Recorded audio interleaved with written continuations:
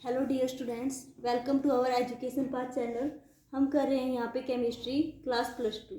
ठीक है, coordination compound का हमारा चला हुआ last topic crystal field theory. तो कल हमने इसमें स्पेक्ट्रोकेमिकल सीरीज के बारे में पढ़ा था।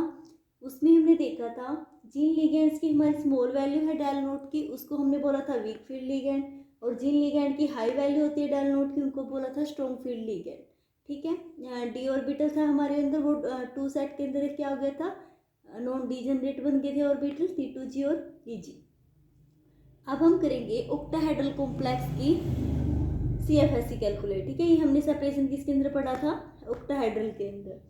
अब जैसे हमारे पास D के अंदर है 1 इलेक्ट्रॉन, तो D1, तो हमारे पास इलेक्ट्रॉनिक कॉन्फ़िगरेशन क्या आ जाएगी, T2G1। एक इलेक्ट्रॉन है तो नीचे जाएगा T2G1। जब हम इसकी CFSE कैलकुलेट करेंगे तो हमारे पास इसकी जो स्टेबलाइजेशन एनर्जी है वो कितनी है, -0.4 डेल। तो एक इलेक्ट्रॉन है, एक की मल्टीप्लाई -0.4 से, तो हमारे पास आंसर आ जाएगा -0.4 डेल नोट। 2 इलेक्ट्रॉन है डी के अंदर, तो 2 एक ही पॉसिबिलिटी है T2G2। CFSE 2 से मल्टीप्लाई करके आ जाएगी। अगर 3 इलेक्ट्रॉन है T2G3, तो CFSE 3 इलेक्ट्रॉन की। अब ये तो तीनों के अंदर पॉसिबिलिटी सेम है, फिर नीचे ही आएंगे इलेक्ट्रॉन 1 1 और 1।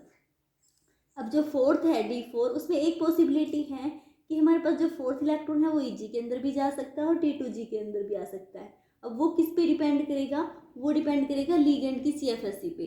ठीक है, अगर हमारे पास है वीक लिगेंड, तो हमारे पास इनमें जो सेपरेशन है वो क्या होगा, कम, तो इलेक्ट्रॉन फोर्थ जाएगा EG के अंदर। बट अगर हमारे पास है स्ट्रॉन्ग लिगेंड, तो इनके बीच में जो सेपरेशन है वो क्या हो जाएगा, ज़्यादा सेपरेशन है तो क्या हो जाएगी, पेयरिंग। ठीक है, तो अब हमारे पास 2 टाइप के कॉम्प्लेक्स आते हैं, एक आता है हाई स्पिन, एक आता है लो स्पिन।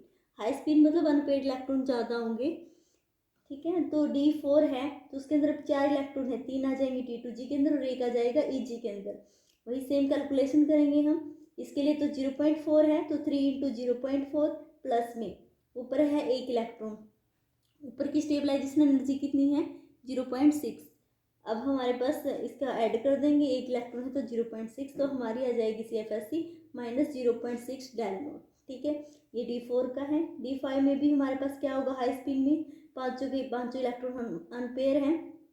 अब जब हम इसकी CFSE देखेंगे तो 0 आएगी। एक D5 की और एक D10 की, दोनों की CFSE क्या आती है, हमेशा 0।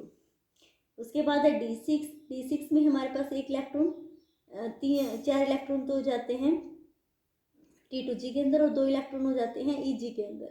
अब इसके अंदर 4 इलेक्ट्रॉन है, इसकी जो स्टेबलाइजेशन एनर्जी वो क्या हो जाएगी, -0.4 प्लस भी 2 इलेक्ट्रॉन है, एक की 0.6 है, तो 2 की 2 × 0.6। जब हम इनकी कैलकुलेट करेंगे तो आ जाएगा -0.4 डेल। फिर है D7 की, इसमें हमारे पास EG5 और T2G2। ठीक है, इनकी निकालेंगे तो -0.8। ठीक है, ये हाई स्पिन का था। अगर लो स्पिन का देखेंगे तो पहले पेयरिंग होगी। ठीक है, अब यहाँ पे जो इलेक्ट्रॉन है वो EG के अंदर नहीं जाएगा, T2G के अंदर ही पेयर अप होगा, तो T2G4। उसके हमारे पास 4 के से मल्टीप्लाई करें तो -1.6। अगर D5 है तो फिर 5 के साथ करेंगे और 6 है तो 6 0.4। अब जो 7 इलेक्ट्रॉन है वो हो जाएगा पेयरिंग करने के बाद ऊपर। ठीक है, तो 6 × 0.4 प्लस में 0.6 आ जाएगा -1.8। तो अगर D8 9 और 10 है, इसमें कोई हाई स्पिन कॉम्प्लेक्स हो या लो स्पिन, कोई मैटर नहीं करता। पहले 6 के 6 इलेक्ट्रॉन होंगे T2G के अंदर, उसके बाद 2 इलेक्ट्रॉन EG के अंदर। इसके अंदर फिर हमारे पास T2G के अंदर 6 ही आ सकते हैं मैक्सिमम, 3 इलेक्ट्रॉन इसके अंदर जाएगा, वही T2G6 और EG4। हम CFSE कैलकुलेट कर देंगे। अगर आपको ये ऑर्गल डायग्राम एक बार समझ में आ गया हो, उसके बाद आप किसी भी कॉम्प्लेक्स की CFSE कैलकुलेट कर सकते हैं। फिर हम एग्जाम्पल से डिस्कस करेंगे। ये हमारा ऑक्टाहेड्रल कॉम्प्लेक्स के लिए था। नेक्स्ट वीडियो में हम करेंगे टेट्राहेड्रल कॉम्प्लेक्स के बारे में। तो आई होप आपको समझ में आया होगा। बेटा आपका कोई डाउट होता है तो आप पूछ सकते हैं। Thank you students for watching me.